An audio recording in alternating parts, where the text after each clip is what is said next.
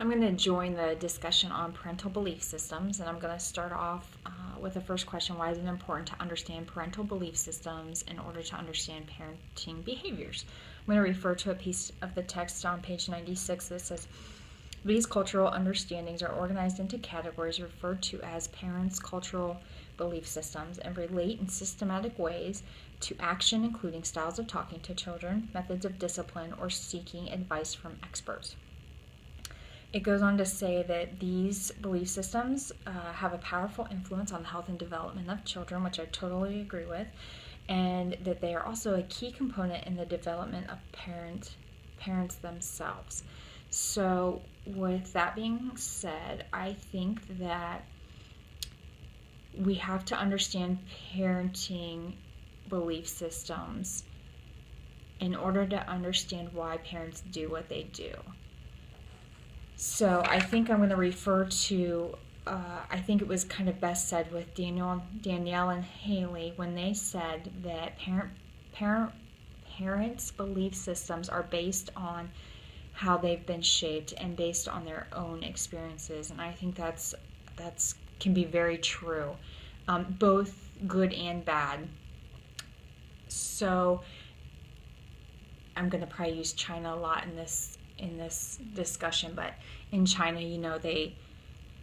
their own experiences, because they're from a collective culture and a very long tradition kind of culture, they are focused on the family. So they carry over the importance of being part of that community to their children. Whereas like here in the United States, sometimes a good example, or an example that I can think of, is maybe in cases of poverty or abuse, where we tend to have this kind of generational issue where like a cycle can't be broken. A child's raised in a home that's abusive, and they then, when they become parents, kind of carry on that parenting style because that's all they've known and seen, and it's super unfortunate, but is reality in a lot of cases. So, next question is, how do you think that parental belief systems affect parenting practices, including discipline, routine care, and attitudes towards education?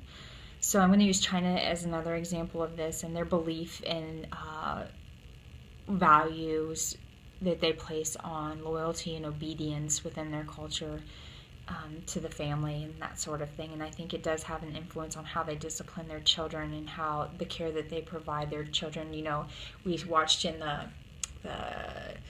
oh my gosh, I can't remember all those videos we watched in the preschools in China and Japan, and how those kids, the whole time that they were at these centers, what they learned about was focused on the beliefs of the culture, which are also the beliefs of the parents, because the parents are part of that culture kind of thing. And then, the emphasis that it impacts their education. They place a high level of expectation on their education.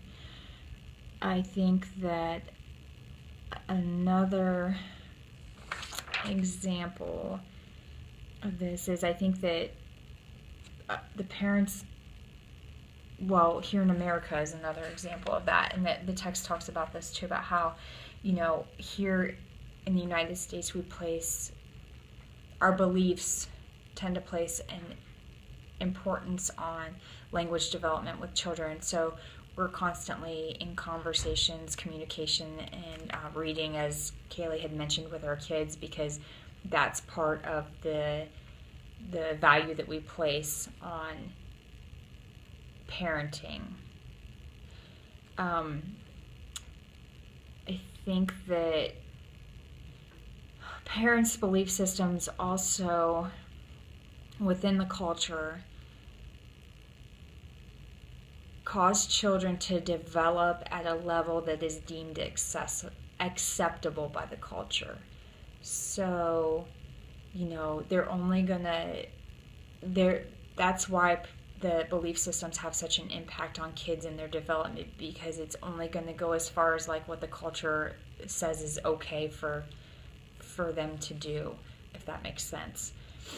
And finally, I'll comment on Baumrine's parenting characteristics. I agree with Danielle. I don't think that they necessarily fail to adequately describe. I think that parents probably tend to use more of a combination of parenting styles, the authoritative, authoritarian, and permissive. Um, and obviously, I feel like we've been kind of taught that authoritative is kind of the best approach to parenting, but I hate to say best approach, but the most maybe ideal approach to parenting, but that may not necessarily be the best approach for everybody depending on what their beliefs are. And that's one of the reasons too why we need to understand these parental belief systems in order to understand parenting behaviors and how it's going to impact children and their development. Thanks.